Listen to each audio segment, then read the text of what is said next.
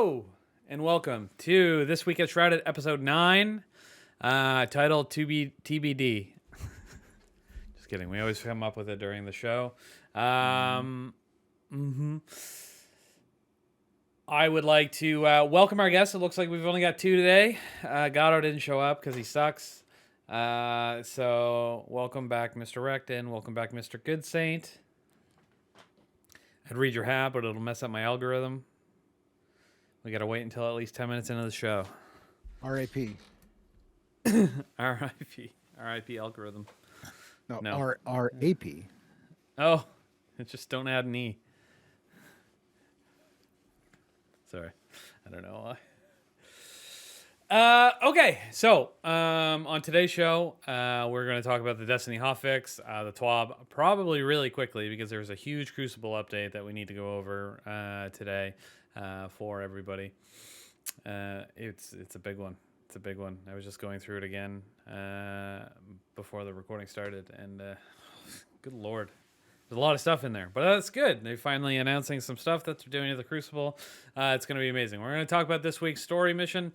So spoilers ahead of time. If you haven't played it, I recommend you go play it and then come back and watch, or just don't watch it all. But I don't like that. I don't like that one. So make sure you come back and watch it. I am going to kind of revert. We've kind of bounced off of this stuff due to the fact that Lightfall launched. So I am going to ask if anybody is playing anything else recently. See, or we're still all just like head deep in Lightfall. Iron Banner. Trying to get him a seal. I mean, I've been playing Brotato a little bit besides this, but that's not a serious game. Okay. I don't even know what it is. It's one of these new survival games, top-down view, survive waves of enemies. It's that kind of game. I normally play it like when I get out of work before I start playing Destiny. I'll play a little bit of that, or when I'm done playing Destiny for the day, I'll play a little bit of that to chill. Do you play as a potato? Unclear if your character is a potato. They are potato shaped. Oh, okay. But and there are like 50 different characters you can play. I think that's why it's called Brotato, because it's a bunch of bros or whatever that are potato shaped. But anyway, A bunch of brotatoes. I get it. Mm-hmm. All right. That sounds good. Actually, I'm gonna move this over here for a minute. Okay, so I haven't really been playing anything other. I've been playing Destiny. I am excited to get into the Resident Evil 4 remake, but that just came out today. And I haven't been able to get into it, and I won't be able to today, and I won't be able to tomorrow, because guess what? If you're watching this, a catastrophe stream is about to happen. Not if you're watching it live. If you're watching it tomorrow on YouTube, the catastrophe stream is about to happen, or it's already happened. Anyway, so I want to play that, but I probably won't get into it until either probably early next week. But also, I need to do all my Iron Banner stuff, which I haven't done yet. So probably lots of Destiny on the horizon before any Resident Evil, and I gotta finish Dead Space too. I need more time in the day. It's so hard and frustrating. Become a pro streamer, and then you have all the time to play all the games. Well, I'll become a pro streamer when people watch and give me enough money that I can pay my mortgage. So, and we're not even close. So let's make that clear. Not even close. So I just wanted to mention that because I am excited for that game, and it just did drop today, and the reviews are at the Metacritics. It's like 93 or some shit. It's super high. Everybody was hoping that they'd do a good remake of one of the best survival horror games ever made. So that was good, and that's good that it seems good. People seem to be enjoying it. The community seems to be enjoying it, and I'm big into the community because I like watching Resident Evil speedruns. So all of those people seem to be enjoying it. But I've been avoiding watching them for the most part, but just like popping in for a minute to be like, hear them talk or ask them how they think of it, and then just like get out, because I know it's different enough that I don't really want to be spoiled by any of the changes. So looks good. Anyway, I'm excited. So I'm gonna get into it eventually. I'll probably do it on stream, so you guys get some spooky streams coming up.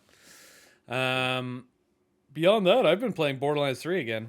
Ironically enough, not too much. Well, I have it on my Steam Deck, so like, when I haven't really been time to sit down at a computer or whatnot and like really get into a gaming session, I started booting that back up on my Stream Deck and playing it for like 20-30 minutes here and there. And yeah, I don't know. DLC for it? No, Oh, I just never beat the game. Oh, Not even close. Like I didn't even get off the second planet when I originally played it, because I bought it on Epic, and I had no friends on Epic. So eventually everything and all the DLC came to Steam at a decrease rate. I eventually bought it on Steam because I knew I was getting a Steam Deck.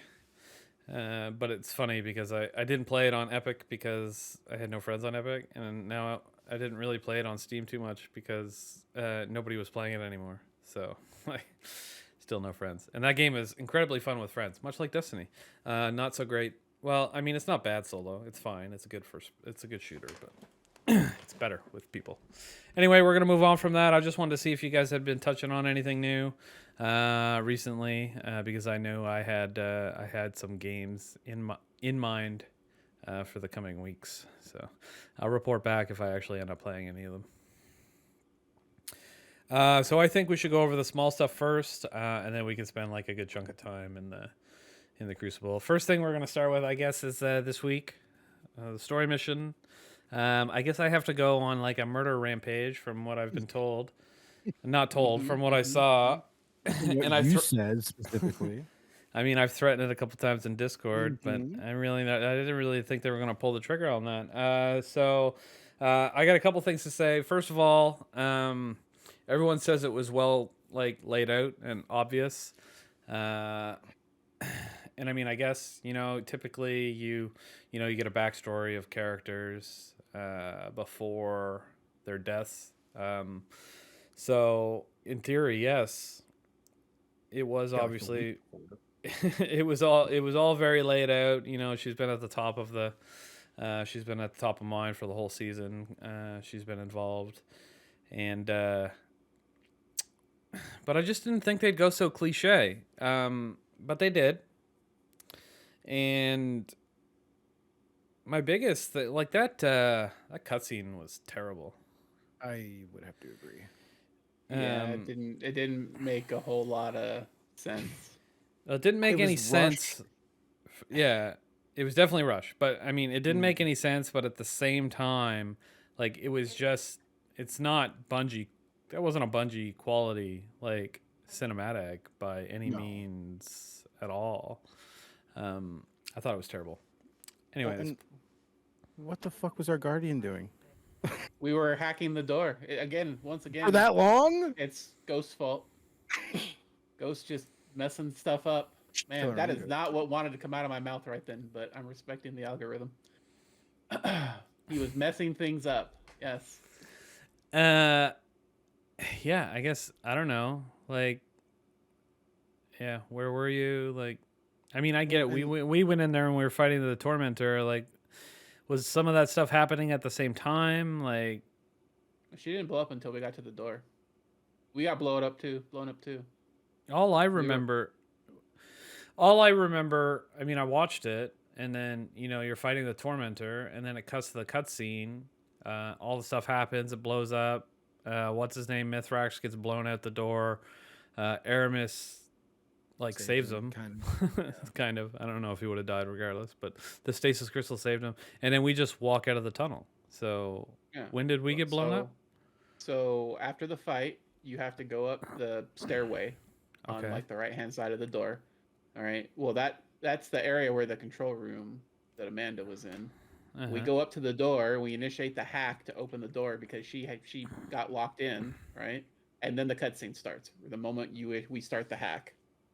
And then at the end of the cutscene, everything's blown up. And I don't know if you noticed, but we didn't just walk out of the tunnel. We kind of stumbled a little bit out of the tunnel because we were in the explosion when it happened. But we're a Guardian, so it doesn't matter. We can we get blown up every day for fun. All right. So, yeah. Anyway, go ahead. I was gonna say, I think they took her out kind of cheaply for her character. I get that, she was doing something heroic, semi-heroic, however you want to say it, was saving people, or whatever. I feel like she should have went out like a badass, like mowing down like enemies and stuff, and then going out heroically that way. I don't know. It just felt like a cheap death for her character. If I was a betting man, I would bet that they're gonna go ultra cliche and they're gonna Uldren her in final shape or later this season. That don't mean anything then. It's worthless. It's of course garbage. That's not mean anything as part of being a guardian, man. Okay. You need to experience loss for it to mean something. You lost and now back. I don't know. I agree with you, but I'm on the fence with this because her death and the cutscene and the effort put into it was so minimal. It does lead me to believe that they knew she was coming back. So like it's not a final death, so they didn't put as much effort into it like they did for Cade, for example. Yeah. So looking at it like that, it makes me I would kind of hope that was their thought process. It's like, okay, they know she's coming back, so this isn't the final send-off for her, so we don't need to, pull out all the stops. But at the same time, I said it originally, I think, pretty sure, on this podcast, or at least on stream, that if they do kill Amanda, they better not bring her back as a guardian. Yeah, now, last podcast you said that, yeah. Mm-hmm. Okay, so now I'm conflicted to the point where it's like, I don't want that to be her ending because it sucked. But I also never wanted her to die and get brought back as a guardian. So it's like, where do I sit now? Because that shouldn't be her end. I suspect they're gonna bring her back, and I suspect she's gonna be the Hunter Vanguard. I'm guessing that's gonna be the case. Though that may change depending on what they do with Zavala's character now. I don't know if depending on how far they are into production, whether or not they might change any story elements for Final Shape or not. She'd be better Hunter Vanguard than Crow. Is he gonna go super Uldren and like bad next week too? That's something I noticed when. Hold on, I'm just fixing your camera. Let's be honest. Shahan would make a better Hunter Vanguard than Uldren. All right. Bro. I would rather have all Asda be our Vanguard than than Uldren. Thank you. Yep. I don't even mind Uldren's character, but he's such a whiny lone wolf character. Right? I don't want to have to interact with him any more than I have to. Mm-hmm. So something I noticed when he was talking this week, which kind of triggered me, was the fact that when he was explaining something, he said, "My hunters were, I don't know, they were out doing stuff," almost like he was already saying, he was like, I'm the Hunter Vanguard. Like my hunters were out there, doing their shit. And I was like, excuse fucking me? What was that throwaway line? Like nobody even focused on it or anything, but that's exactly what it sounded like to me. Like that was almost, a line cemented in that says, I'm the Hunter Vanguard. Shit talked hunters before in the new seasonal content if you played it, where he's like, Devram, you do more than some hunters do. So he's shit-talked hunters before. He was probably referring to me. Specifically. Anyway, no, I heard that line and I was just like, my head jerked and I'm like, your hunters? Like, that was an interesting line to me. Made me, think about it. And that's why I was surprised when you said, like, you think Amanda might come back and be the Hunter Vanguard. She won't be the same Amanda, though. Yeah, I know. But, like, my thought process, like, with that was, like, he basically is already. But maybe he doesn't want the job. And she comes back and takes it. I don't know. We have this trope that Guardians don't remember anything from their past life, which we know is true. But we already have multiple characters that have completely reconnected with their past life. Right. I mean, Uldren did, and so did Anna Bray. So, there's no reason to think that if a person who's just a regular person but involved with the Guardians gets killed, that the Guardians are gonna have apply the same stigma that they tried to apply to Anna when she was researching her past. I don't know if you remember, but in the backstory, she was told that she's not supposed to be digging into her past. That's not what Guardians do. But I have a hard time believing that if a current character was in that situation, that they would do the same. Especially someone as tenacious as Amanda. Yeah. I don't think they should do that again. Again, if they bring her back, like, obviously I like Amanda, I like her personality. But, they got to stick to their guns in some way. Like, Aldrin just came back. Aldrin just got his I guess he got his memory during Season of the Lost, which was like a year ago now. Holy fuck. Where does the time go? And then you're right, Anna Bray, I assume, I don't know, when the fuck was she doing that? Was that during Destiny 2? It was during Warmind when it first started. Yeah. Okay. See, okay, cool. So that one, Aldrin, they bring her back and then they throw in like a story where she, gets her memories back. Yeah, no, I'm not interested in that. I would like to just think when they bring a Guardian back, they still, have the same sort of presence in mind to have a similar personality other than Aldrin because he sucked, but just in general. So if she came back, she'd automatically be a badass just with no Amanda memories. Anyway, so that's my thought process. Never wanted her to die. If she died, didn't want her to come back. Now that the cutscene felt terrible, gross, and not like a fitting send-off for a character of her caliber, makes me think that Bungie had already had in their minds that she was coming back. So they're gonna bring her back as a fucking Guardian, maybe. And then if they don't, what a terrible send-off for a character of her caliber. Like terrible. I mean, at least she didn't get killed in the cinematic in Lightfall without just flying around, and now she's chopped up, right? Could have been worse. Put the two of them together. It's not any worse. That was a terrible cinematic. I get that she saved like 4 people. Congratulations. But there was no lead up to it. Like, am I supposed to understand that alien writing is a countdown? Yeah. To a self-destruct explosion that's never happened before? Like in any of the pyramids that we've been in for the last the last 3 weeks? You don't fluently read Cabal? I don't. I don't. I mean, I kind of got the concept when I saw it. I was like, okay. I guess that kind of looks like a countdown, but a countdown to what? Oh, a self-destruct sequence? Like, did they all just kill themselves?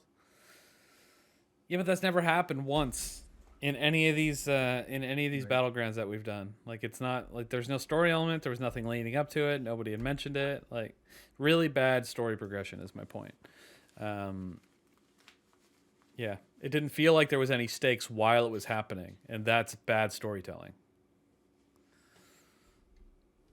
I feel like there were more stakes for us fighting the Tormentor than anything else. Yep. Tormentors are getting less and less scary, and it upsets me. I did the Lightfall this week. And there's a Tormentor there instead of a tank now. And I was like, oh, that's cool. But he died like instantly. And I was like, oh, okay. Never mind. It's not cool anymore. Tormentors suck. They don't really. They're cool characters. They're cool enemies, but I'm just being dramatic. All right, we're gonna cross that bridge. I guess when we get there, let's wait a couple months or weeks. They might just like redo it before the end of the season, which would be even a worse concept. But we'll see. We'll see if they bring her back. They said the story actually would be done in like 5 weeks this season. I'm pretty sure actually. So Yeah, next we ain't got much time left. Imagine if they bring her back next week. Oh my god. Aldrin dies, his ghost revives her, and then Aldrin's no longer a guardian. Perfect. I don't think that can actually happen. I don't think ghosts can do more than one person, can they? They've actually spent. Yeah, it was the golden gun wielder's ghost. That he wasn't actually revived. He just went off and attached himself to a living human, I believe. All right. His original guardian died from the person who was wielding Thorn. Okay. Yeah. Okay. Anyway, they might bring her back. I think they spent too much time on developing Aldrin as a character for them to kill him off now. I don't think that was their plan, so I don't see it happening. If they do it, that would be a surprise for me. So I guess props to Bungie, because usually their stuff's very telegraphed.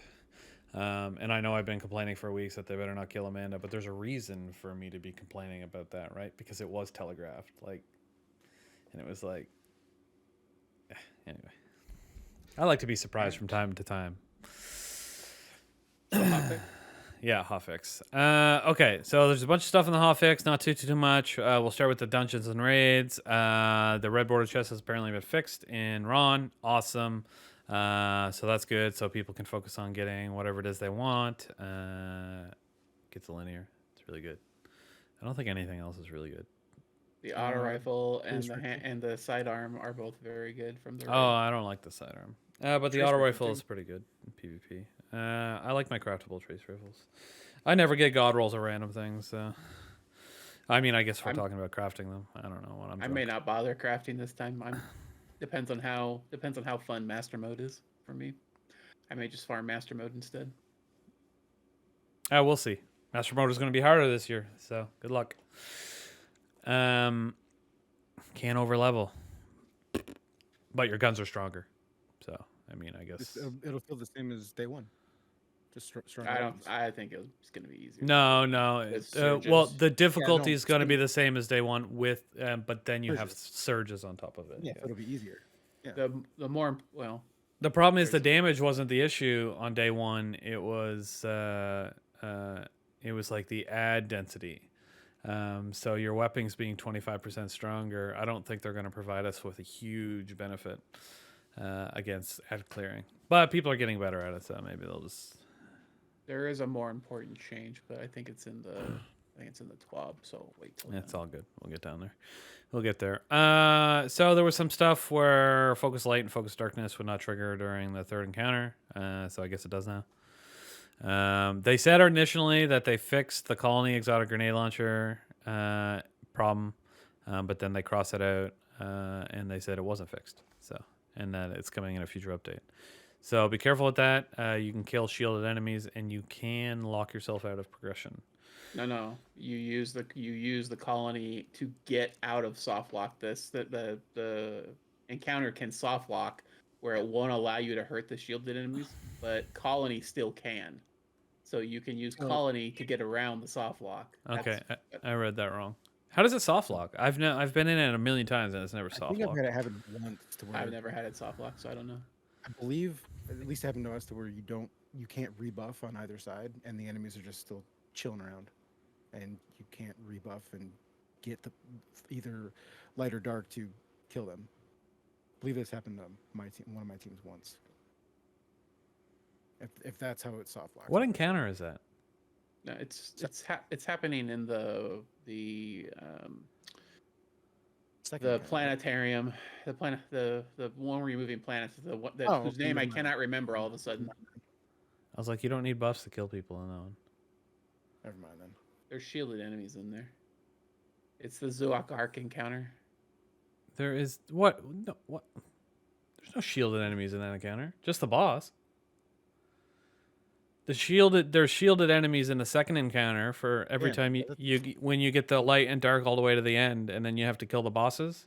Yeah, the mini bosses. That's what I was talking. That would make more sense because those are actually shielded enemies that need to die. There's no shielded enemies in the third encounter.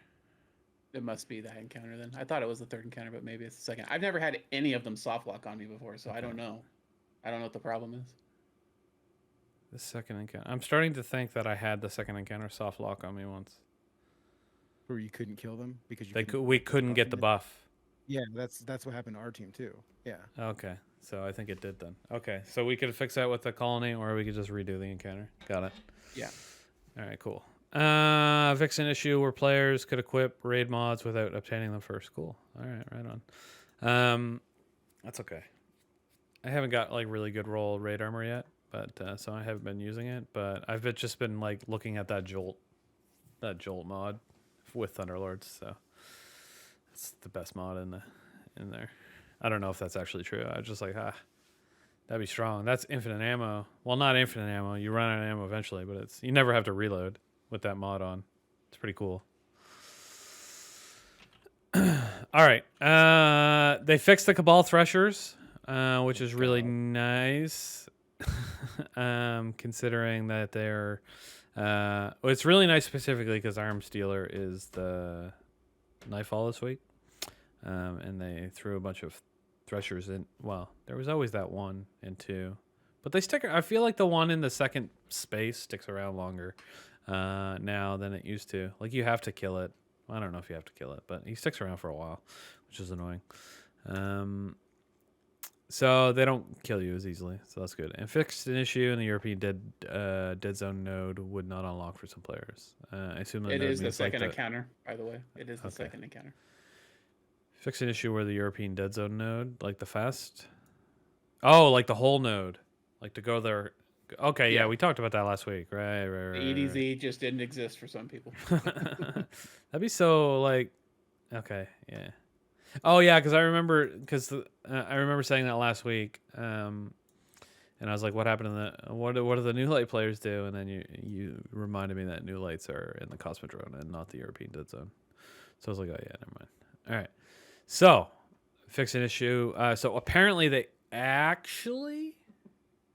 Wait, hold on. Fix an issue where Winterbite Exotic Glaive was benefiting from other glaive damage increase perks? No.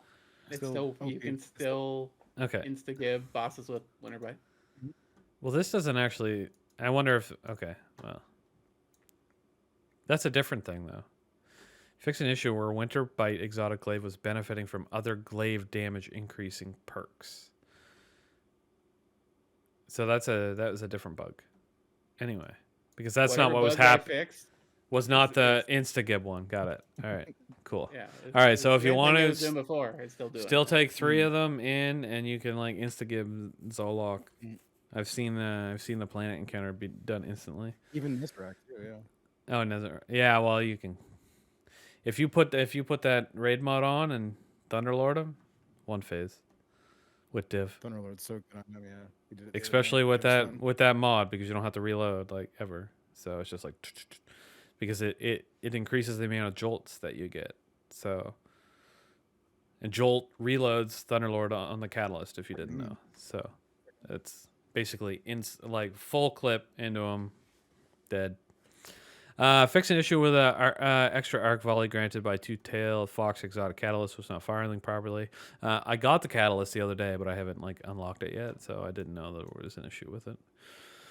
Fix an issue with some mods were not available for some players. Okay, cool. And then there's some armor mods things here. Fix an issue where equipping too many passive armor charges benefits would deactivate artifact perks. That's good to be changed. Change empowered finish to count as a finisher mod for purpose of mutual exclusivity. The mod can no longer be equipped alongside a finisher mod that also consumes. Oh, that's what you were telling us about like 3 weeks ago, wasn't it? Correct. This completely eliminated my Severance Enclosure build. Okay. Cool. That sucks, but not cool. We knew it was happening. Why? It's not particularly bugged. You still had to get enemies down to finishable levels and then go finish them. Yeah, but if anything is stronger than it should be, Bungie has to nerf it. So I don't know in what activity it's too strong. It's not like you're going to be running around constantly finishing enemies in GMs or master raids. You're going to get yourself killed doing that. Not if you're a Void Hunter. That's what we do, baby. run around and finish people, and then you're invisible. Well, I guess everybody does that on Void, but as a hunter, you can run up invisible too. So, anyway, having the ability to generate and spend armor stacks on the same mod was creating conditions where latency would sometimes cause the perks to activate in the incorrect order. Okay, cool. Additionally, when combined with stacks on stacks, empowering finish is circumventing the basic armor charge mechanics to easily result in generating too many orbs of power, ammo bricks, and overshields. Aww. Which incidentally is still happening. This was not fixed. Okay, that's good to know. I've been excited about how much easier it is to actually get orbs and power bricks this season. So I would like them to do everything possible to not fix that. And the Untangler artifact perk will no longer trigger melee perks, whatever. Okay, I didn't know it did, so I don't pay too much attention to that. Fix the issue were introduced in the last patch that reverted Mandarin voice over to English. That's too bad. But I'm glad they fixed it. And in general, this is in the TWAB, but we'll go over here because it's here. Increase the time to give accommodations to other players. So you have more time to do it now, which is good on certain activities, but other activities it was fine. PvP was an issue for me. I could never give any. PvP was pretty quick, yeah, for sure.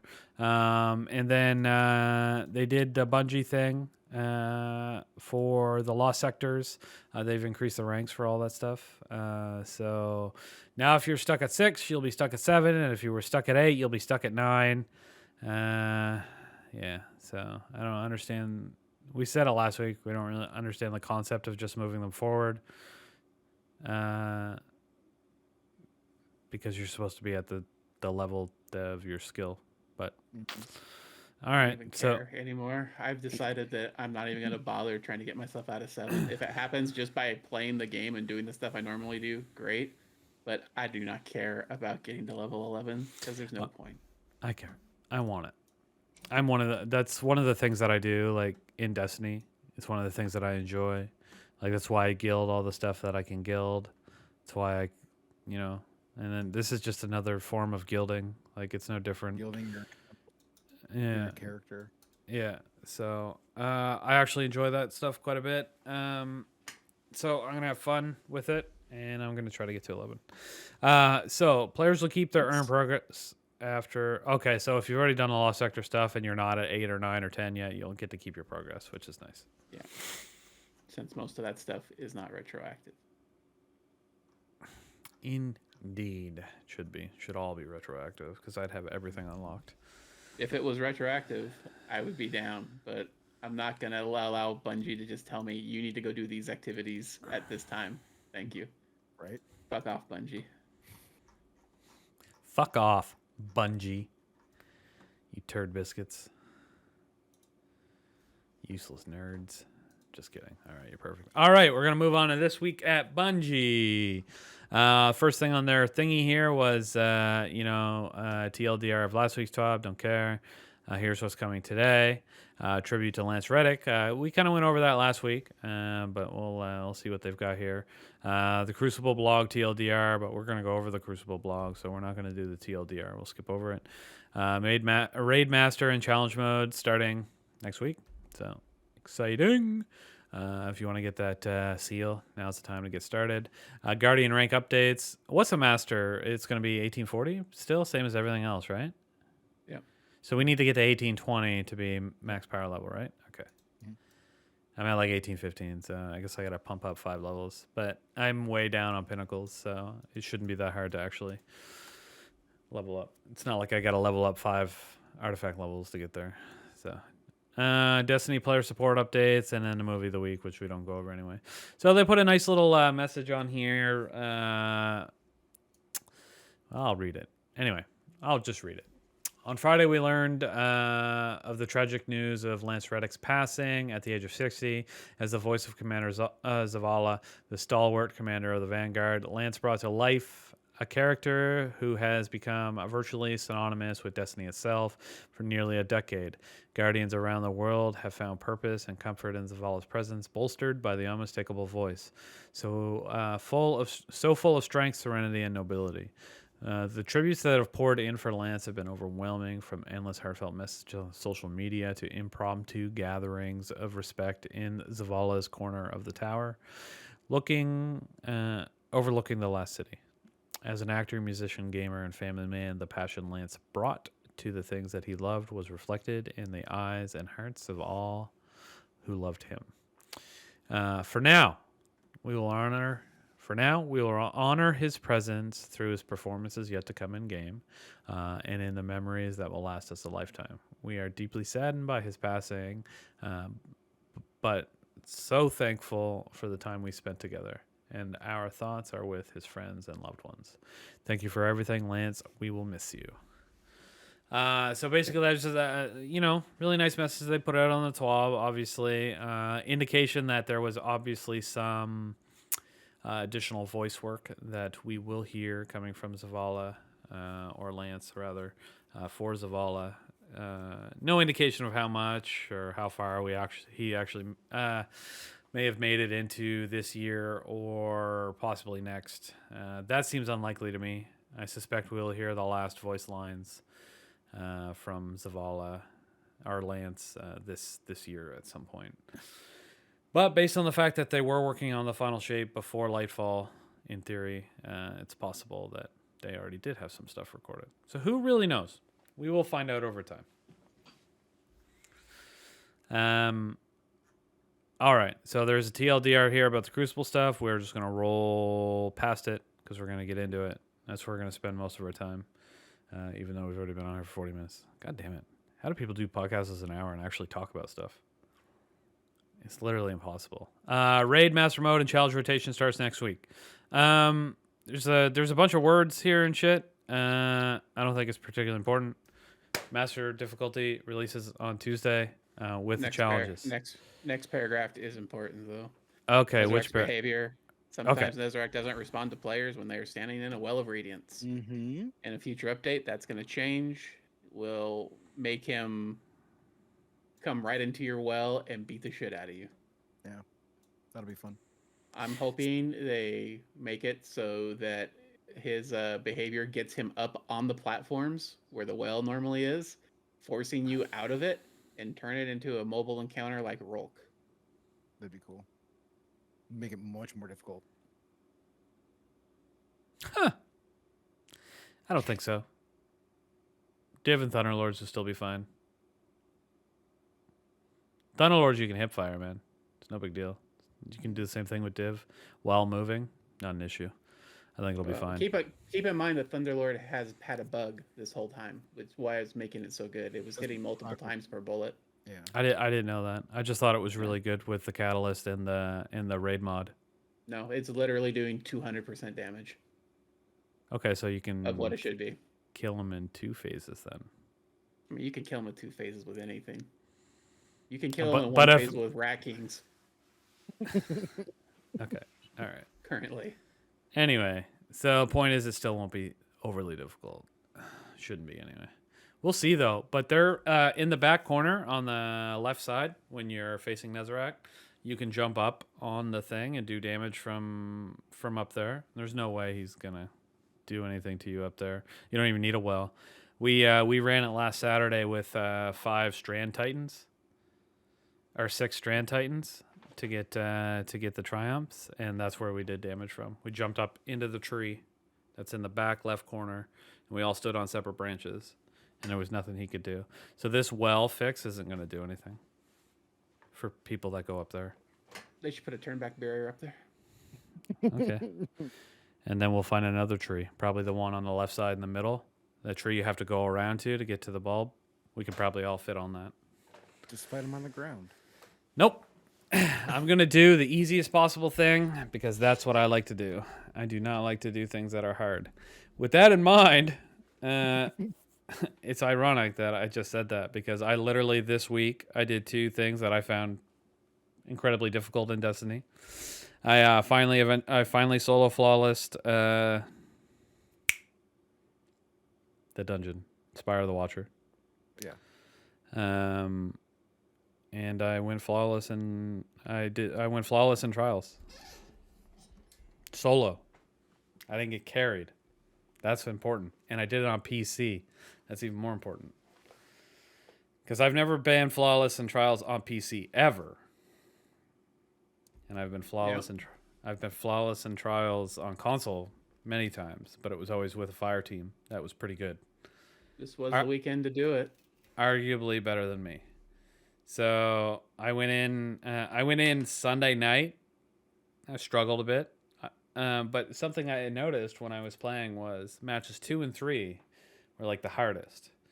Once you got 4, 5, 6, and 7, it was easy. So, because originally I was, well, not easy, but originally I went in, I was like, I'm just going to get to level 10 and then I'm going to focus the engram over and over again and get myself a good roll. So I did that. I didn't care that I was losing. I went straight through, and then I got to match 4, my 4-card win, and then I just 4, 5, 6, 7 all in a row, and then I won like 6, 7 matches in a row, and I'm like, what the fuck? Like, this isn't normal. And I was like, well, maybe I can flawless this. So I tried later on, or I reset my card and I tried, and I was struggling to get past 2 or 3, and I'm like, okay, this makes sense. Sure. Whatever. So I went and found 2 other people, and I was like, let's try to do it as a team. And it's somebody on my friends list messaged me, and he's like, you should just duo trials because it's easier. And I'm like, and I'm like, okay, but I didn't. So we kept trying, and then, we couldn't get very far. So we kept losing, second or third match. We're like, fuck. All right. So I went to bed, and I accepted the fact. I was like, I'm going to get up in the morning. I was at level 8. I'm going to get 2 more levels, and then I'm going to focus all these engrams into the SMG.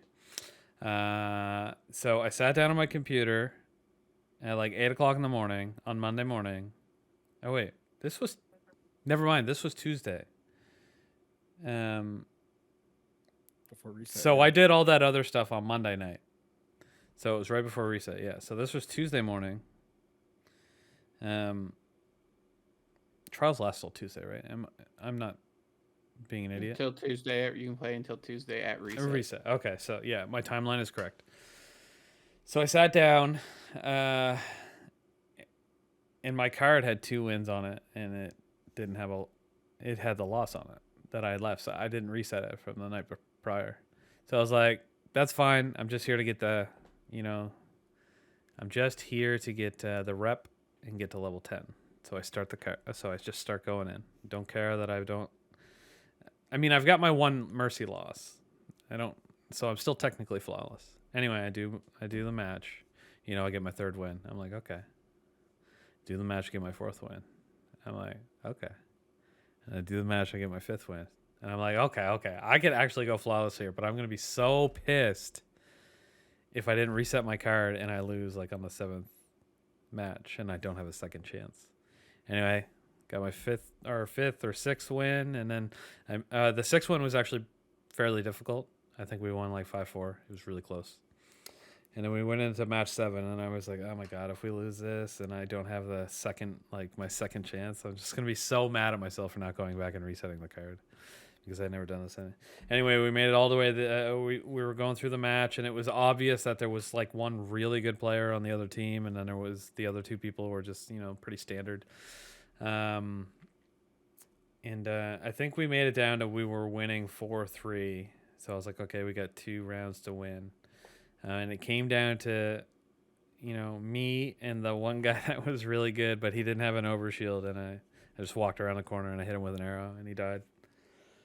And I verbally squealed when I did it because, like I said, I've never gone flawless on PC before, let alone solo, like without getting like carried at all. I always feel like I'm a little bit carried whenever I've ever gone and done well in Crucible.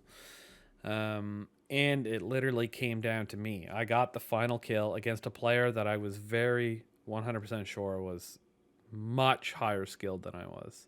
I just, I got lucky. Obviously, people can kill people that are better than them. It happens. Can we get a taste of the squeal?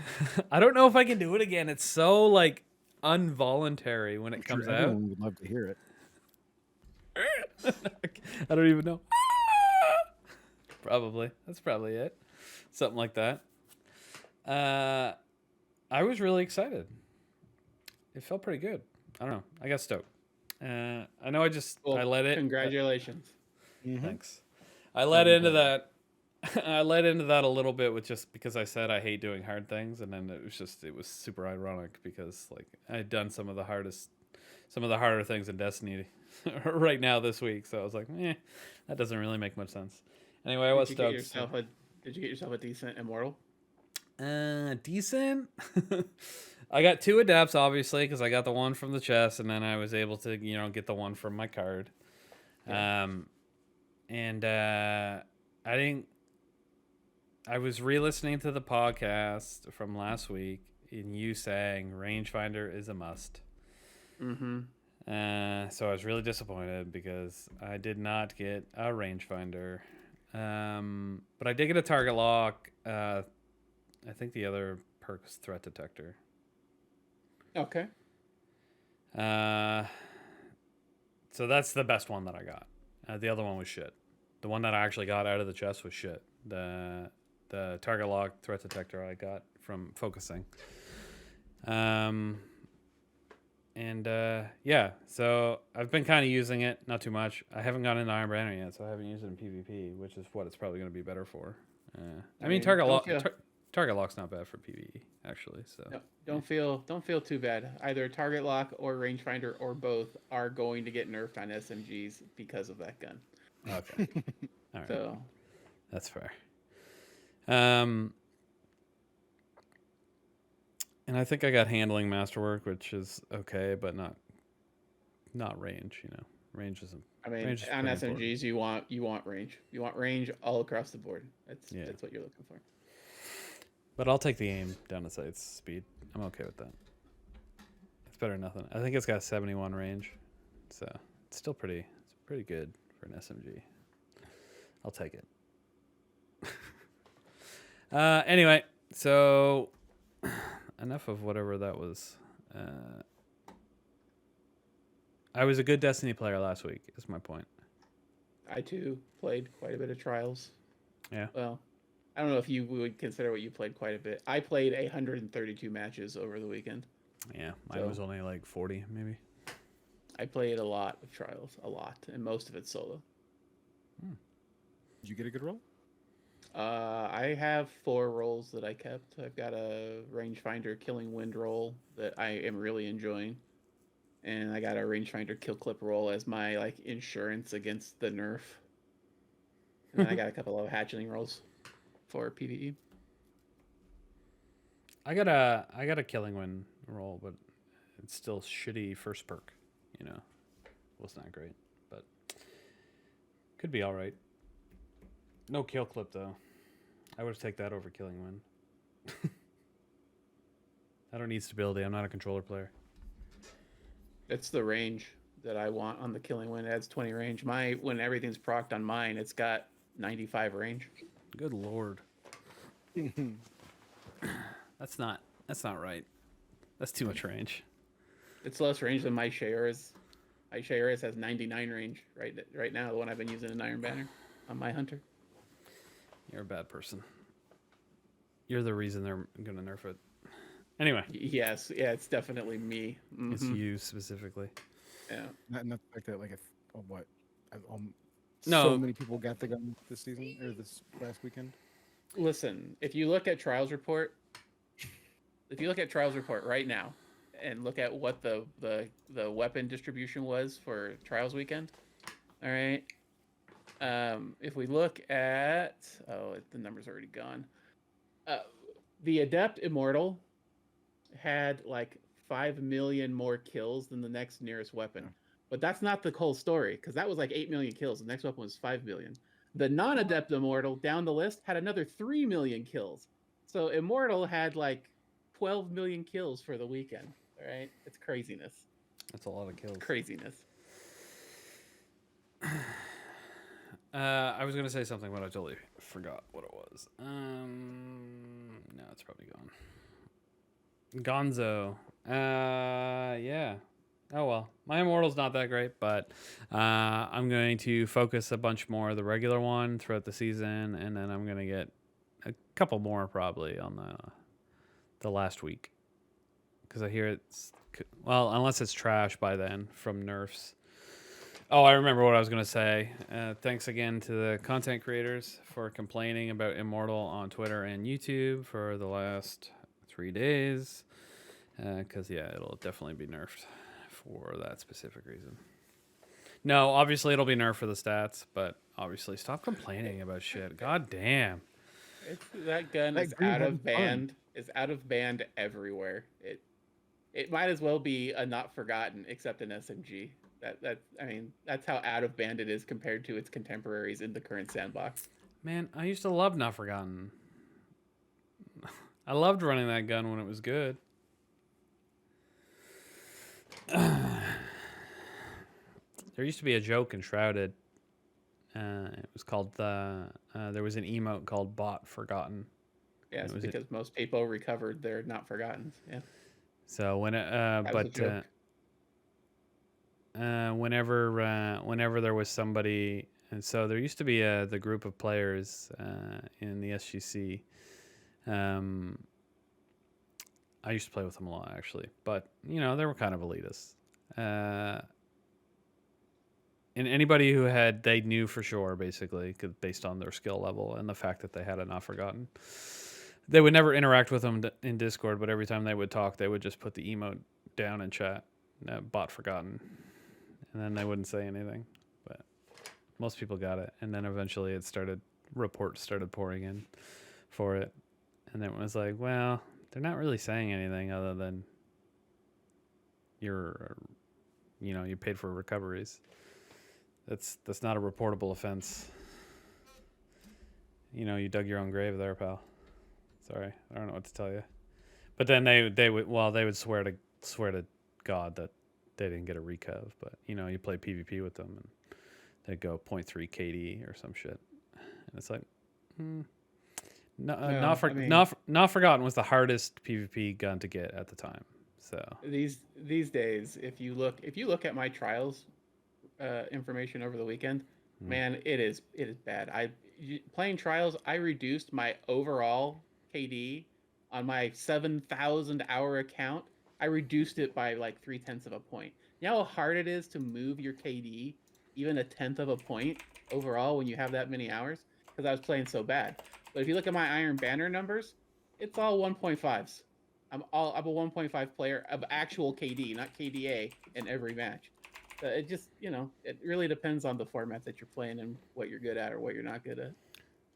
Or if you even care. By the time I got to the end of that 132 matches, I was like, can I just jump off a cliff without getting reported so I can just get my rep and move on with my life? That's pretty funny, not gonna lie. All right, I kind of got carried. I just brought up my trials from... is there a way you can check your seasonal KD for trials in Destiny Tracker? You can do it on you can use Charlemagne. You can do trials. You can do /trials and get your numbers for the last weekend. And you can also do /PvP seasonal to see your seasonal numbers. Like if I pull my seasonal KD, it's 0.88 right now, because of trials, even though I'm throwing 1.3, 1.5, 1.8, whatever in Iron Banner right now. Okay, so what do I do for this weekend? / I think it's Trials Weekly is the command. Trials Weekly. Yeah, there is one there. Guardian or Week? Just hit enter. If you just hit enter, it should. Oh, okay. Should just give you the number for you. The Guardian has not entered trials this week. Oh my god. It's because the weekend reset. You'd have to put in the week number for last week. If you pull up yourself on Trials Report, it'll give you your last week's results as well. Okay. All right. That's what I want. Trials Report. I'm just curious. How well I did. Because I was happy with myself. But, I don't know. I'm guessing on 1.0. We're going with a 1.0. Let's see here. 1.01 KD. There you go. Yeah. Wait, never mind. That's my overall KD. scroll down to this week. It'll be right underneath it where it shows your exotic armor. 0.94 KD, 1.42 KAD. 18 wins, 15 losses, but it doesn't matter because I got 7 wins in 8 games in a row. So I got my gun. That's not terrible for me though. Like I'm pretty happy with that. I mean, obviously, like I said, I didn't carry anything. But wait, who are these people that I play with? This is a perfect example. All right, see, look at that. They were both. I did carry. All right, the 2 guys I went flawless with, 0.79, 0.85 in the final game. I assume this is the final game, the one that would show up. No, that's showing you your weekly stat. Are you talking about? Like when I search my name, there's 2 other people with me. Yes. Yeah. All right. So So game 7. yeah. So if you look at last games, that number, that's going to be the first one is going to be yours, and then theirs are on theirs. Oh, it looks like they played more after that, but wait, what? So if you just click on last games, the very first one should be the one that you just had. Oh, click it itself. Oh, yeah, okay, yeah. So those are the people. Anyway, I did show you everybody's numbers. I did better that week than the 2 people I went flawless with. That's cool. Green carried hard. I've never been the best in the fire team that went flawless before. Let's go. Listen, I know. Going solo in trials is no joke. Even on weekends when the playlist is super populated like this, is it more likely you're gonna match with more potatoes? Yes, but that doesn't mean it's easy getting to the lighthouse by yourself. Especially if you're in a middle bracket. If you're a middle bracket player. Yeah. So here's the last 5 games that I played. So the 5 that I went on a streak to win, I was 0.75, so I got carried. Then I was 1.5, so I carried. Did I carry? Anyway, doesn't matter. 2.67. I smashed my 5th win into hell. My 6th match 1.25, and then the final match where I got the final kill and won the game, 0.8. So I didn't carry, but I won. So that's all that matters. Anyway. So I was actually surprised. My overall KD in trials is 1.01. Who knew? I didn't think I was that good. I know that's not crazy, but I must have played like a really good a lot back when I used to play it on Xbox. I think I was better than I remember, because I would have drove that number up. Because like I used to get smashed on PC. Like I was going 0.2, 0.3, like every match for like a long time. I was not good. I think that'll be me when I go in. That's why I had to do it on console. And then there was a point in my career that it swapped. And the reason for that is I played less on controller. And I feel like the muscle memory on getting good on controller again takes more time when you're away from it than it is to jump back into a keyboard. So the less and less I played on a controller, the worse and worse I got, because I wasn't used to the aiming on the sticks and stuff anymore. And it takes time to like get that back. But I'm always on my computer, either working or doing something. So I still have the movement in theory. I don't know. Maybe I'm just talking out of my ass. Anyway, we went on a tangent there that we didn't need to. So that was nice. So known issues? Yeah, we should probably just Guardian ranks update. We already talked about that. Cool stuff. Known issues. The dimensional hyper talk toy Brightjoid grenade launcher. I don't know the name. Don't care. Can have a ranged masterwork. I guess it's not supposed to. I didn't know that they couldn't. Okay, cool. Do we get to keep it when they fix it, or are they just gonna take that off? Anyway, non-life all. It's a masterwork that doesn't actually apply to the weapon. It doesn't actually do anything. So, I mean, range applies to a grenade launcher. You can shoot it further. Not if it's not a masterwork. If it's not a perk that or a masterwork that the gun can actually get. Having the range masterwork doesn't actually add any range. Yeah. Okay. Fair enough.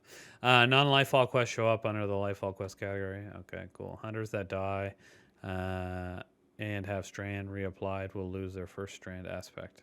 What? Nice. Your aspect goes away if you die. Perfect. Great. That's funny. Thunderhead grips are missing as an ornament for armor synthesis. That's funny. That happened to me in the first week, and I recognized that it was a bug. But after a couple days, it showed up. So people are still having that issue. I had no idea. See, I just assumed they fixed it because mine showed up. Certain heavy weapon archetypes are not benefiting from equipping third reserve mod. Okay.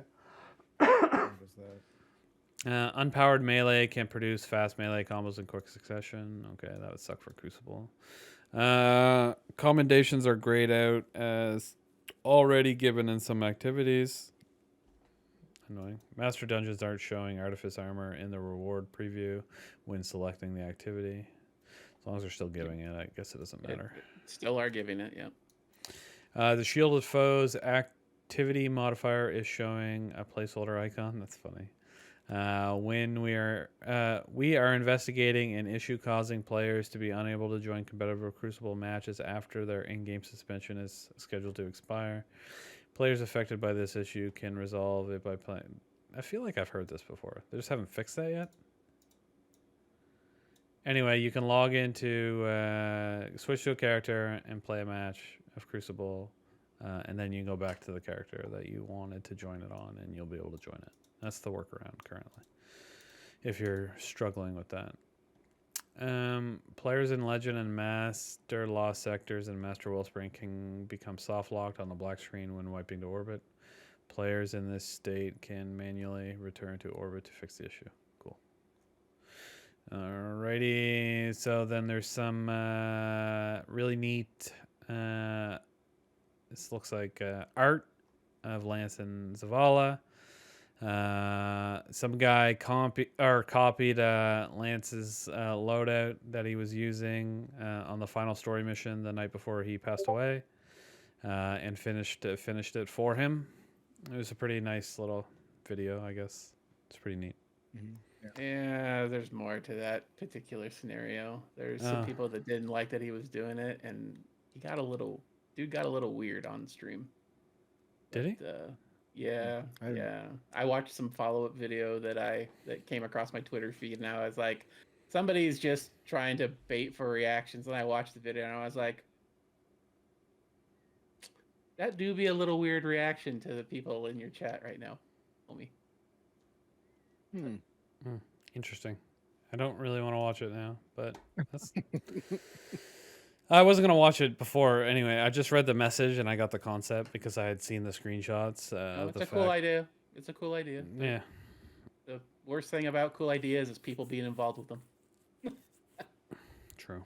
And then there's some more art that was really nice. Is Lance in Zavala's armor and shield and stuff. It was really neat. And then can you click the hyperlink and put it up on the screen for me? This is a video this week. I've seen the kitty splashing. It's a cat splashing the water. That's it. I don't. It doesn't even like. I don't know why, but anyway, that stuff like it tickles my fancy bone. I don't know. I love it. And this actually got me wondering. I don't want to get too much into this, but then all of a sudden they're like, here's some stuff to help with your mental health. There's a link there. Yeah. Made me wonder. Maybe some of the circumstances around something specific. That they know more information. They know more information than we do. I don't want to speculate. I don't want to speculate or anything, but it was. I mean, the official word is that it was natural causes. So. Yeah, that's what I heard too. But it's just really random. Maybe they're just bringing it out because people are sad or whatnot. But I was just like, yeah, it's kind of. It's not strange by any means. It's always good to have this help with mental health and whatnot. But it raised an eyebrow when I read it the week after. I was like, I mean, I've been known to talk to a therapist or a counselor now and again. So I think anybody who's healthy does that occasionally now and again. I am healthy. I don't talk to a counselor or a therapist. You have us. You guys make me need a therapist. Seriously. Anyway, that's it for the TWAB, everybody. Now we've got this huge ass article about Crucible, and we are already out of time. But we're gonna run into it really quick. Well, not quickly. I don't know. Maybe it'll be quick. I've got bullet points if you want to run through them. Bullet points are good. Yes. Yeah, much better. All right, here we go. Playlist and offering. Clash is leaving quick play mid-season. In the meantime, it's going to be in the rotation less. So when you queue up to quick play, it's going to be mostly control, which, depending on whether or not you like Clash or not, in camping corners, that could be a good or bad. Anyway, map weighting's been updated. Disjunction, Cathedral of Dusk, and Twilight Gap are on reduced weight. Thank goodness, at least 2 of those. Excess Blue and Convergence are completely out. This doesn't apply to Iron Banner because I've played on all of these maps on Iron Banner. So there's that. Skill-based matchmaking is going to be tweaked a little bit to more heavily weight connection than it does currently, while still being mostly skill-based matchmaking during the mid-season update. They are adding 2 rotator playlists. The Relentless playlist is going to be a rotator that changes between Clash, Rift, and Zone Control, and will be 100% connection-based matchmaking. And then the Party rotator playlist will be Mayhem, Scorched, and Momentum Control, and will also be full connection-based matchmaking. Which I think it's nice that they're putting full CBMM options out there now, because people have been screaming about them. I don't know if you remember the last time skill-based matchmaking was introduced. They did this where they had a CBMM and a SBMM playlist after people got a little angry about SBMM being everywhere. And then everybody piled into the CBMM playlist. And the skill-based matchmaking playlist was dead. So we'll see if that happens here. With Rift and Zone Control being in there, I kind of doubt it, but I guess we'll see. All freelance modes are getting deep sixed in favor of Fireteam matchmaking.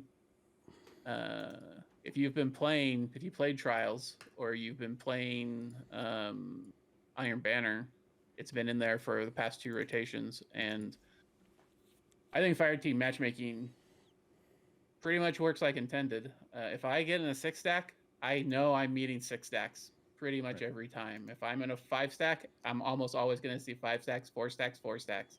The only thing I don't like about the Fireteam matchmaking is that there's supposed to be like a weighted skill average that goes with it for matching up fire teams that are of similar skill. It doesn't seem like it ever works, though. I get more swingy matches where my team gets mercied or we mercy the other team when I'm in a full stack than if I just play by myself. So I haven't been playing Iron Banner consequently in more than a fire team of 2 or 3, because once you get past that limit, the skill portion of the matchmaking gets really weird. And then Countdown and variations of Countdown are coming to Crucible Labs this season. So anybody played Trials of the 9 back in the day, Countdown is where there are 2 bombs. You got to go, when you're on attack, you got to go set one of them off. When you're on defense, you got to keep them from getting set off, right? And then it's elimination. So if you get killed, you have to get revived in order to get back in the fight. There's a whole section about matchmaking, like a super long section about matchmaking. The bottom line is Fireteam matchmaking is working, like we just said. And that they're trying to tweak the skill-based portion of it. Then they got into how skill-based matchmaking and comp is working, and this is probably the longest part of the article. There's all kinds of graphs and visual aids if you're into all of that. But the bottom line is that skill-based matchmaking and comp is working how they want it to. Greener and I were talking about this in the pre-show, but as I've been harping on the past few episodes, comp rank doesn't really mean anything at all because the whole playlist is skill-based matchmaking, so it's not a ladder. It's not like an Overwatch where if you are a silver, you are mostly playing against silver. I know there's skill-based matchmaking. There's MMR matchmaking there as well, but doesn't seem to be. There's at least a ladder component, and they don't want to move to full base rank ladder because they want to avoid smurfing and tanking. So they don't want people going in there with new accounts to pub stomp or de-leveling themselves to pub stomp. This I found interesting. Skill-based matchmaking tries to get you to a rank where it thinks you should be based off your MR. So it looks at your skill and it decides you're supposed to be like a gold 3. All right. If you're below that rank, it's going to give you easier games, and it's going to give you more points for wins and fewer loss points for losing. Up until you get to that rank, and then it's not going to help you. In fact, at that point, if you lose, you're going to lose more, and if you win, you're going to gain less, because it wants it to be a little bit more difficult for you to climb ranks. Let's see, comp rewards are changing. Starting mid-season patch, there is going to be a sick new emblem for anybody that gets to Ascendant. I do find it interesting that every Guardian in that emblem is wearing PvE gear and not PvP gear, but, whatever. And in Season 21, Rose is going away. It's not going to be obtainable anymore. It's going to be replaced by a new Sniper. There's also going to be a new emblem, and there's going to be a new transmat effect that will... The color of the transmat effect will be equal to whatever your comp rank is. So as you go up in ranks, your transmat effect will change. You all can jump in at any time. Don't let me just run roughshod if you got something to say, man. Okay. No, I can definitely talk about some of that stuff and what I like about it. I think it's great that we're getting something else other than Rose. I don't know. I have a Rose. Got a bunch of them. Like, it's good. I want a new Sniper. Is it going to be a new Sniper? That'd be great. Does Rose feel like an airsoft gun to you? It sounds like guns one. Guns give you a certain feedback in this game. Mm-hmm. And the very first thing I thought the first time I shot Rose is, I'm shooting an airsoft pistol. Yeah, that's kind of what it sounds like. And just, yeah. Mm-hmm. Yeah, so that's great. I love fire team matchmaking. I love the concept of it. We don't need freelance with it. If these numbers that they're presenting to us are actually accurate, then it's amazing. If it's actually doing what it says that it's supposed to be doing right here on the screen, awesome. Yeah. You're in one. You're queuing up by yourself. You have basically a 40% chance to go into all ones, and then the number progressively goes down a little bit for 1 duo queue and then 4 singles. That's 32%. And then 2 duo queues and 2 single, 8.4%. Like that. So you get 40, 32, 8.4, and then after that 2, 2, and 2, which doesn't make any sense because you're queuing up yourself. So that's impossible. It says 0.4%, but it's 0%. You can't do that. Yeah. Right. Yeah. And then 3, 1, 1 is 11%. 3, 2, 1 is 4%. 3, 3 again 0%. Bungie, come on. 4, 1, 1 2%. 4, 2 0.7%, and then 5, 1 0. So there is a small chance for those other ones, but that's how the concept is working, right? And then a 6 and 6 is 95.3%. You only have a 5% chance of potentially getting something that's not a 6 stack. And then even if it's not a 6, like that, out of that 5% is you got 3.2% of getting a 5 stack. So, and then there's 2% spread out over the rest of the numbers. So that's awesome. I think that's great. It's perfect. It's work well for trials. If you're duo queuing or solo queuing, or if you want to go against 3 stacks, I don't know why you would. Maybe good players actually like to go against good teams. I'm not sure. My own experience with this has been all weekend. When I was playing solo, I never matched anybody. There were a couple of times where I matched duo players, but it's almost all solos. And in Iron Banner, I've done all of my challenges up until today, and in all that time, on all 3 characters, and all that time playing solo, I've matched against a 4 stack 1 time and a 5 stack 1 time. The rest of the time, it's all duos and solos, and mostly solos. So it's good. That's what good. I've been getting through. If the system's working, then it's a great concept. I like the fact that they are waiting a little bit of the connection for skill base, because I know that was been a big issue for a lot of people. Hopefully, it's Yep. enough to actually make a difference. I guess we won't really see. That's a mid-season change, right? That they Yeah, said, or is it? and I Okay. don't. It is, and I don't think it's gonna. I think for most of us, it is gonna make games better. I think it's still gonna be very. I think it's still gonna be bad for the top end of the skill curve though, Yeah. because there's Well, so many fewer players up there. I was gonna say I haven't really been overly affected because I am, a little bit lower, on the Crucible elo system than the higher end players. So the game doesn't really have much of an issue of finding me a decent skill based match with good connection, because that's where the majority of the players live, right? Yep. Low to hmm medium. I mean, average Destiny player is not a 1.0. They're under 1.0. Okay. All right. All right. That's just okay. I don't even really. I don't feel like a 1.0. Okay, maybe 1.0 KDA, but maybe not a KD. But I mean, that's what my stats say. I guess the stats don't lie. Better than I thought. All right. Anyway, so that's a really cool system. I like it, and I'm a huge fan of like them putting a little bit more weight on the connection, because I'm tired of hearing people bitch about it.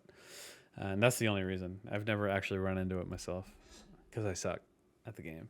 But it'll be nice to hear Crucible players go, instead of being like, oh, I don't want to play Crucible anymore because it's terrible, to hear them actually say, I'm going to play some Crucible. Because, that's nice. That's what Shrouded's all about, is getting people to play. So I want people to be happy Yep. with the game. So that seems like a good change. You did go over a lot of stuff that that I don't care about. I I was just still got scrolling more. through. I stopped to make sure people were getting being able to talk. Yep. I was just waiting for y'all to interrupt me and say, "Hey, I got something about that to say." I thought you were okay. I'll make sure to interrupt if I got something specific to say about anything. I was waiting till you were getting through your bullet points. Overshield spawns going from 52 HP to 150, and that's not just comp, that's everywhere. Yes. So that's pretty cool. Greener and I were discussing earlier about whether or not that was going to count for game modes where you res. Yeah. Mm, My Yeah. opinion was I don't think it should. I think No. part of resing is the risk reward system, and if you res in a crossfire, then that person should die. Well, it does say Um, spawn overshield. You're technically spawning when you're being revived, I guess. You- If you look at it that way. Anyway, we just need to. Yeah, I just like clarification from Bungie on whether that means spawning or not. I love the fact that spawning stuff. I've been spawn killed before. It's incredibly frustrating, Yep. especially in Rift. Yep. Speaking of which, they're adding a bunch more spawn points to the maps where Rift is played. Beautiful. That's good, because that happens a lot in Rift. You'll spawn out in the middle somewhere, and then, you get shot to death before you can even move. It's not fun when you spawn out in the swamp in Disjunction, and as you're spawning in and having completed the animation, you get sniped in the face and die. You don't find that fun? No, that's not I particularly find that fun. to be peak Crucible. You want to know something? I wanted to bring this up because we had talked about it in the past about how annoying it was. I went against a bunch of Strand hunters in trials this week, and it is not hard to play against. I just wanted to put that out there. I will agree. Strand has not had the impact that I was expecting it to, but I don't know if that's because Strand is not as good as I thought it was going to be, or People don't know how to play because it. we have artifact mods that give you double firebolt grenades and allow you to instantly ignite somebody even if you haven't done enough damage to kill them. Let me tell you one thing though. Those firebolt grenades were so fucking annoying. Oh my god, you're like, oh look, a grenade. I'll just jump out of the way. Oh no, here's some firefly shit flying at me and light me on fire from 1,000 miles away. Yeah. Like, what was that garbage? And- Anyway, my point was like, I wanted to mention because there was a couple hunters that they dive right in and they do their little woo wave and it hit you. and then you'd get suspended. But your teammates are shooting them while they're doing this, and I had no problem estimating. I was using a bow for a lot of it. No problem estimating where my hip fire bow went, and like I'm pretty sure I never got killed by a suspend, and the person that did it always died. Yeah, Always, raise back. but seriously, like always died. Like it never ended well for them. It was terrible. However, I was using the shackle grenades, and well, they didn't go that great either. But they definitely went better than running in and trying to do it. Mhm. And yeah, because every single time, I'm pretty sure every single time I got suspended, I killed the person that suspended me while I was in third person. Most of the PvP players I watch that are good use it as a tool when they're getting ready to go into a 1v1. Like you see on the radar, there's somebody around the corner coming your way. So they'll pre-dive and catch the person as they're coming around the corner, and then they'll just shotgun them, right? That's So it fair. seems to me it's more like a 1v1 kind of tool than just dive in and try to suspend everybody and hope they don't hip fire Shoot you to kill death. you. Yeah. I was also running a shotgun though, so if somebody did that, hip fire shotgun them before they get to me. Hopefully, it's I don't know why, but it's you did have a really good estimation as to where your gun is pointing when you're in that mode, even though it feels really awkward. But I can only think of like it happening 2 or 3 times, but I know I hit my shot every time. I never missed. Yep. I will admit it's not as bad as I thought it was. It's definitely certainly not. It's definitely not a Spaces shot. Yeah, I was gonna say it's definitely not a shatter dive hunter. During the first what was it, 3 weeks? We just decimated Crucible. With that, you could literally just shatter dive a crystal, and everybody on every side of the map would just die instantly.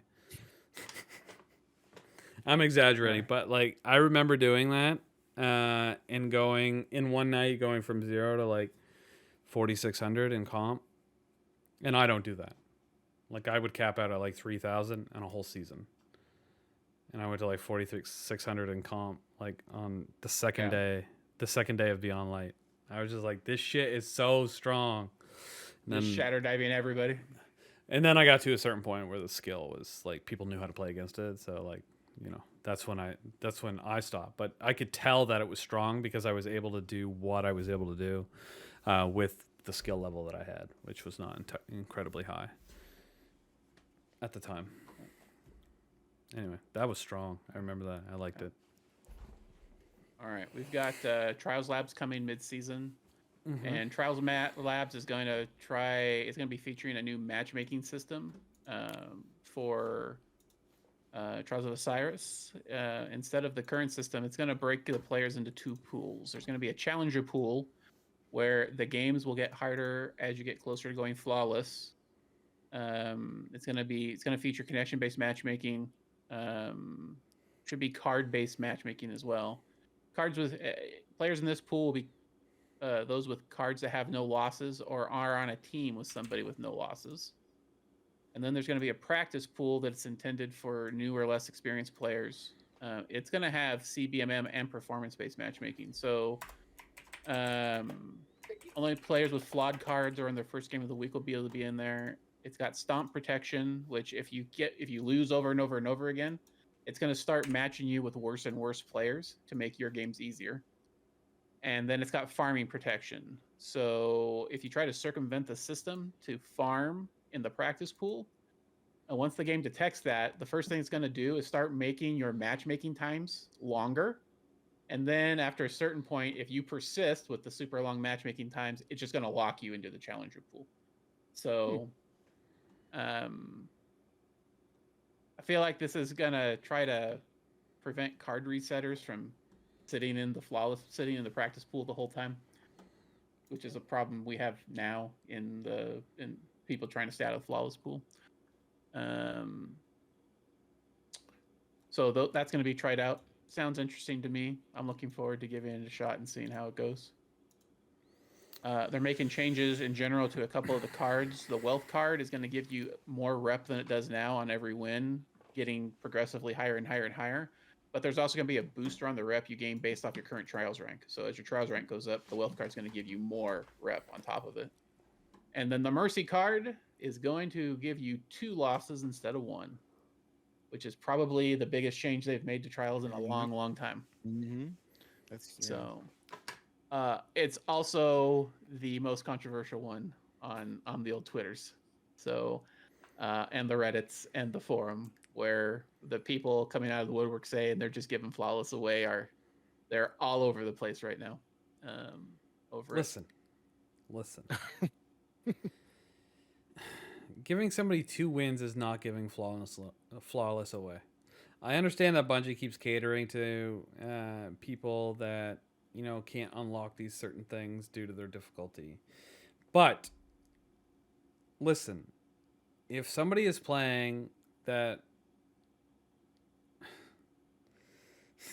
sorry, you still have to win your 7th game regardless. Like, it makes no difference. Like, if you have 2 chances or 3 chances, in reality, if you're bad, you're not going to win it. You're probably not even going to make it that far. I really just don't think 1 or 2 losses really makes a difference. Now, I understand the concept of the word flawless. Like, it's not flawless. I always thought it was funny when they introduced the mercy card originally, and now that they're adding an extra loss to it, I think it sounds funny that it's still, I went flawless, but I lost 2 matches. -2. Yeah. But I really don't think there's much of a difference between 1 and 2. Somebody that utilizes their 1, chances are they're going to utilize 2. Like, I don't think it's going to make. It's not like this is going to add 50% more people getting flawless. Like 5%, 5% max. I mean, it may change the calculus on how you manipulate your own card. Like, if I'm trying to go flawless, if I lose my mercy right now and it's before game 4, I'll just reset the card and I won't even bother continuing. But if it's at game 4, I will continue because it's worth the risk at that point. It's like you were talking about earlier, right? If I lost that early and I went all the way to the end and then lost on game 6 or 7, I'd be hella pissed. But if I only lost 3 games, it's whatever. Restart, try again. So I gotcha. That actually makes sense. It will have people trying. I don't think that's bad. Though. Oh, it just gives you some more tactics to get yourself flawless. So it's another tool. So I'll be trying to use that, strategically. And people are going to be resetting less. So yeah, I would say that will make people reset less, which should probably make the matchmaking better. They said that they're going to change the gilding requirements for the flawless seal. They didn't give a lot of details about what that's going to be. Right now, you got to carry a bunch of people and use the seasonal exotic and a bunch of other stuff. There's going to be a new flawless emblem that you can get for going flawless without ever trailing in any of your games. So that means you can't ever have fewer round wins than your opponents. You can't ever trail. Okay, so not only will you have to go flawless, but you have to stomp, right? Okay. The whole time. You have to absolutely win the first match in every game, no matter what. Yep. And then you have to stay ahead. Okay, well that should be like that should be people's. Like it wasn't D1? Because that'd be, that should be people's like bonus though. Like, you got these people that are worrying about people going flawless because there's 2 cards on the system. So, well, now you have a thing to go for. It's right here. Enjoy it. Go get that emblem and show it off. You can flex it anytime. None of these people that need 2 mercies are going to be getting that emblem. Sure, somebody's going to run it up that gets lucky. That gets real bad teams against them every single time. There's going to be a few people with these emblems that maybe don't necessarily deserve it, but it had nothing to do with the mercy card. So and then they're introducing another trials intro quest. They didn't give us any details what that's going to be about. It's supposed to introduce players to a quest that's going to introduce players to the trials environment. So I presume it's going to be play some trials games or do some specific things with Saint. Okay. They didn't give us any details though. And the last thing in there is some details about the game modes. We mentioned Countdown's coming back. There's going to be 3 versions of it. There's going to be Countdown Classic, which is the same as it was in Trials of the Nine. There's going to be Countdown Respawn, which doesn't have elimination. It has a 7-second respawn timer, but also has revive. So you can revive somebody faster than they would respawn back at the spawn to begin with. Okay. And then there's Countdown Rush, which is going to have more than 2 charges. Ooh. It's going to have 4 to 6 charges, I think, is what I read before. You'll get points for detonations, defusing, and defense of the bombs. And then the other game mode that they're going to be introducing in Season 22 is called Checkmate. They say this is going to be slower paced PvP, where they will adjust how much special ammo's out there, ability recharge rates, the TTK of weapons, and the amount of health that you have. They'll have different levers they can do to modify all that. I don't know if that, and they say it's going to be a slower paced PvP experience. That's going to completely change. Like if what you just said they do, that completely changes the game mode completely. Yeah. Well, it's going to be its own. It's going to be its own mode. So, which should be completely different than everything else. I get that, but I mean, it changes like the sandbox completely of Crucible itself. Like if they're changing TTK and ability charging and that type of stuff, slowing it down. Yeah, that'll feel weird. Yeah, I'm excited to try it though. It's interesting, and that's it. That's everything that they talked about in the article. I didn't. Oh, go ahead. I was just gonna say, I mean, with some of these changes, I might actually dip my toes into PvP more in Destiny 2, because I played a lot in Destiny 1. Just haven't really enjoyed it too much in D2 as much. I've played it a fair amount, I think, but like I said, I feel like I'm pretty middle of the pack. I did want to mention you'd mentioned it earlier, but I never brought it up after you told me I was allowed to talk. That emblem looks hella cool, by the way. It does. I want that emblem, but that one they're showing us on there is the Ascendant 3 or higher emblem, right? Yep, it is. So much work. I could probably do it, but I don't know if I want to. Anyway, it's a sick emblem. And then, I saw the video of the Crucible Transmat. That's sick too. I like the concept of that. They should do more of that in all the game modes. For raids and like stuff like that. Just a bunch of stuff. Like just have them do different things based on even like a. You know how many people would go for a transmat, for example? There you go. Yeah, there it is. And then it's going to change. So imagine you had a Ron transmat, for example. You know how you can put your Ron clears on on your emblem? Imagine you could do imagine you had a transmat that had the number, like just a small number below that indicated your clears or how many times you did a flawless. Yeah. People would use that so much because people love to show it on their emblem. I imagine they would definitely like to show it on their transmat, and even if not the transmat, like maybe a ghost projection or something would be really neat. I think they should give us more options for that because I haven't cared what my ghost projection was since I got it. I don't usually particularly care what my transmat has been, other than like I got the rainbow one a while back and I've been using it ever since because I do like that one. But I've never really I don't really care too much. But I think this is gonna make me care, and I hope they keep that in their brain for other activities, because Crucible I don't care too much about because I feel like I'm never really gonna have a high enough rank that like I want to show it off, like no, I don't need to show my Iron 5 Crucible rank, but I might want to show the fact that I don't know, I've gilded Conqueror 10 times or some shit, Might be a neat concept for them to look into, a way to show that off. I would never put a transmat on that showed how many times I've gilded Dredgen. Not ever. It'd be embarrassing. Well, I mean, you have a number next to that anyway, so. It's not like I put that title on ever. What do you mean? I have my Gilded Dredgen title on for 10 seconds every season. And the reason for is whenever I guild something, I equip the title just in case. And You then don't I have put, to- I do it anyway. I do it anyway. I equip the title, and then I take it, then I put my Conqueror title back on. Or Iron Banner. I wear my Iron Banner one sometimes too. I like the Iron Banner one, yeah. Yeah, me too. In fact, I should have my gilding done here just in an hour or two. Nice. I haven't touched it yet, but I'm still going to guild it before Tuesday. I'm hoping to get it this weekend. Is there a cool shader this year? It, I mean, the armor itself looks like it's like green and like The answer is no. The shader it's is like not moldy cool. green looking. That's Yeah, what the armor looks like. It's to a me. moldy shader.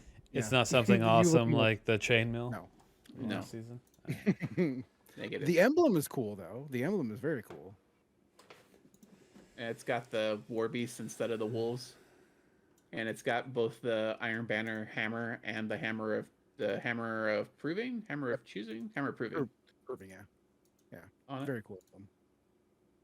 Cool. Little Shax is getting a little Cabal influence up in there. Awesome. Not Need some Shax, armor. Saladin. Salad. I was gonna say that's the wrong guy. I think. All right. Anyway. No. Go ahead. Sorry. I noticed that he grew a couple of inches this year, Did he? I didn't. this season. Yeah, he's Is been he- sunk is into he- the floor for the past few Oh. seasons, so he's I always never been noticed that. shorter than the Guardians, but like by like a noticeable amount. Like if you were standing next to Tom Cruise amount, but you know now he's your height again. So it was weird. I never noticed that. I like it. Okay, so really, I think that's mostly everything that we need to go over. We don't need to make this extended any longer than it has. To recap, Bungie, you suck for killing Amanda. I don't want you to bring her back as a guardian, but you really did her dirty with that shitty cutscene as a farewell. So I don't know how you fix that and make me happy. I don't think you can. I think whatever happens, I'm gonna be angry. All right. Fucked up. The hotfix, whatever stuff, the Crucible changes, good, really good. We'll see how they come out. I was about to say amazing, but we'll see how they come out first before we, say how good they are. But it's really nice to see an update that actually has substantial like meat to it, as opposed to just like little hotfixes and stuff that they've been doing. And we are getting new and reprised maps, so it'll be nice to see the new one. I don't really particularly care about the reprised maps because I was looking at them yesterday, and I was like, "What ones are these?" Because I don't really know them by name too very often. So, I checked them out, and I was like, "Oh, I didn't even realize these were gone." Like, Yeah. so anyway. It was a good map. So was Meltdown. They need to give us a Neomuna map, man, That'd with be Yeah. verticality in it. There should definitely be a. Oh, okay, yeah, that would be pretty cool. Neomuna, where it's. really weird though. Anyway, I just want to point out, I think it's good. It's definitely a really good start. Hopefully, we see more of like this type of, detail and changes and listening to people. This is all obviously done from listening to the community. Like everything on here screams like the majority have been complaining about these certain things specifically for definitely the last couple seasons, and that's what it seems to be focusing on. So that's good. Obviously, people are complaining about the mercy carrot, but once again, the elite, the 1%, bitching and moaning. Here we go. All right. Anyway, I actually did the draws this week, so big shout out, congratulations, 2,300 silver winner goes to the Sainted. Not you, the other one. I know. I'm building my points up to just do one massive dump. One massive dump. Mm-hmm. That sounds good. And then the Make Bungie sure merch. you let me know when you're planning on doing yours, because I'm gonna do mine the week before that. Okay. Okay. I thought you were gonna do it the same day to reduce your No. chance of winning. He can win his shit, and then I'll win my shit. All right. It's been a Anyway, the Bungie merch, Mrs. McNasty. You won yourself. I didn't even choose what I give away. Probably another Strand shirt. We've only given away a few of those. So congratulations. I think I am going to change the Bungie merch though. Probably just to more silver on the weekly giveaways because nobody's like. Okay. There was like 400 tickets sold for the silver. There was 32 tickets sold for the merch this week. And then the same last week. It was like 600 for the silver and then like 42 for the merch. Back when it was Lightfall, it was the opposite. It was like 1,000 for Lightfall and then like 300 for the silver. So I think the silver is actually more popular than Bungie merch, which blows my mind because like the silver is only worth $20. Thanks. Sorry, what was that? You the first half of it was cut out. Oh, I said everyone loves cosmetics. So I guess. Yeah, so I might just switch that to more silver or come up with a different. Anyway, I just want to let you know here live on the recording that we might change that up. And congrats to the winners this week. All right, any plugs? Derelict Prime has been decoupled from the Derelict Prime like month-long weekly challenges. A lot of stuff has come up that has necessitated us breaking those apart. So we will have the tournament the second to last weekend in April. I don't have the date in front of me. Oh, did you change it? Yeah. okay, so it's not 29th anymore. To 22nd? I think is it the 22nd of April now? Yeah, it's not. Well, it's not this Saturday. Okay, but tell no, you- when you I'll tell you announced it originally, the move, you said the 29th, and then I said Oh. that's when our big catastrophe stream is, and then Oh. now you Alright. just said, did you move it Alright. again? No, I didn't, but I will move it now. I'll move it off of the 29th so you Okay, can alright. Although Greener participating in the tournament during the catastrophe stream while drunk. That sounds like a good time. Anyway, we'll move it a week ahead. We'll move it. It's gonna be a big one though. I don't. Well, this is the one We'll that's move it taking place at Good Saints, so Okay, we'll move it a week up. We'll move it. I don't want to We'll worry move it- about Derelict Prime. I don't I'll even put it know on what we're gonna do. 22nd. I don't even know what we're gonna do yet. I have some idea. Tens Do machine. you have some ideas? Oh my, yeah, I know, but I'm not doing that the whole fucking time. You got to change things up. No, not weird shit, but I have some ideas. I'll put it on my what do they call that between your nutsack and your butthole? Does it Taint? your taint? The taint. Yeah. I'll put it. I didn't actually think of the tens machine, but that's something we can do. But that actually didn't even cross my mind. Do your ideas involve bees or No. wasps? But I will say this now. I've only said this to a few people. One of my ideas for one of the things that you can do on stream that people can try to earn or get or whatever is I have a Nerf Gallahorn. You can take it because it fires. River, can you go get me one of those things up there real quick so I can show them just how big they are? Yeah, this one. Yeah, this one of those. It fires 3 of these bullets all at the same time. So you can shoot me in the nuts point blank with 3 of these. That would be hilarious. The SGC does jackass. I love it. That's all we're yeah. gonna do for 12 hours. Just shoot Good Saint in the nuts with Nerf I'm fine Gallahorn with it. over and over and over again, and then take a milk bath. We're also beginning to do the shock finger thing that I showed you too. I don't Remember even that? remember that. It's No, gonna be a milk bath together. no, that's not on Twitch. After Twitch, after the Okay, stream's all right. over. After dark.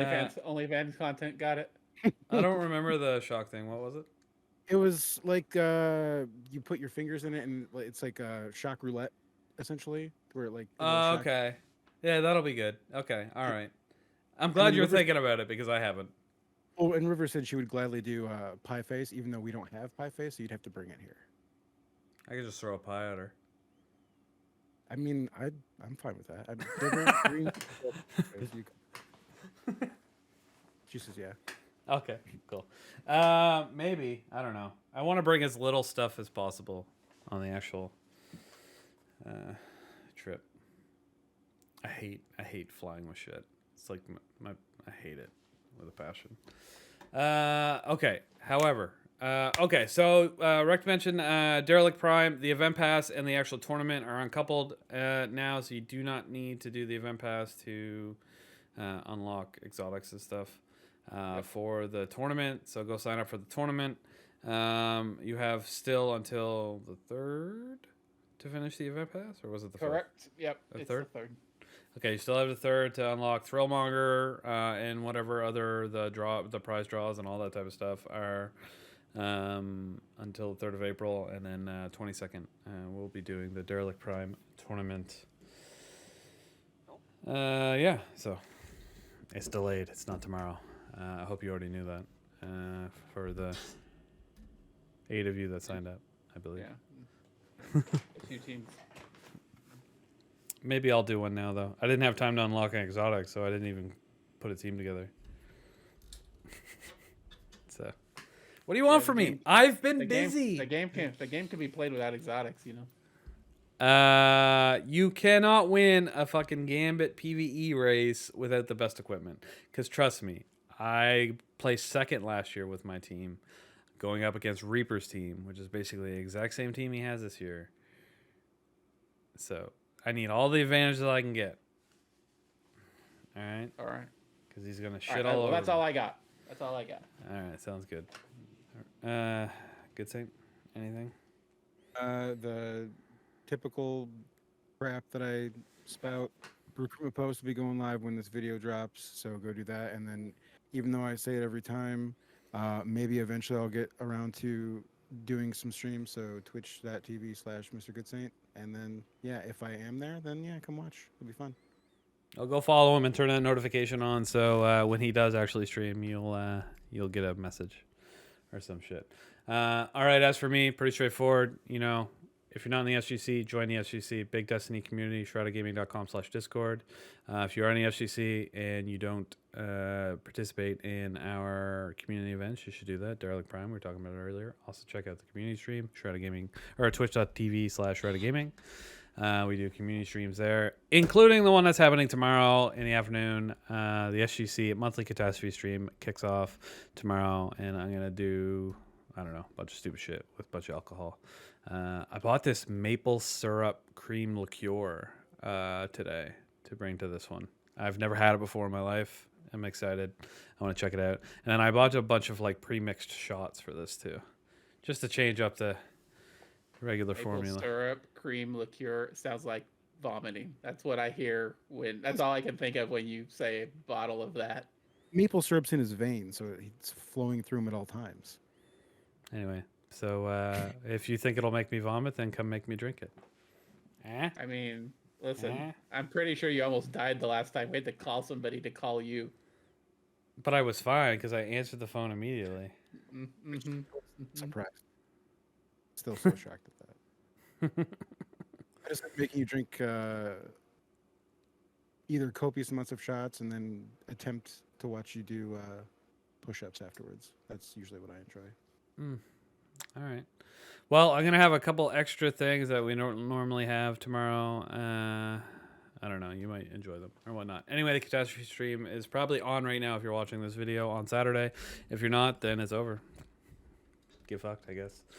Thanks for all our live stream watchers. Really appreciate it. If you ever want to watch this live on Friday nights, you can go to patreon.com/shroudedgaming and sign up. Any tier gets you access to the live stream.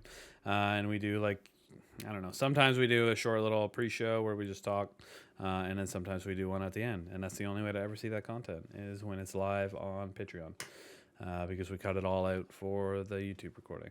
Anyway, that's where I'm going to end the YouTube recording. So, peace out, everybody. Thanks for watching episode 9 of This Week at Shrouded. I hope you enjoyed this informative episode about all the details that came out this week. R.I.P. Amanda Holiday. And yeah, thanks to Rec. Thanks to Good Saint, our guest for today. And no thanks to Gatto for not showing up. And that's it. We're out. Peace. Later. All right.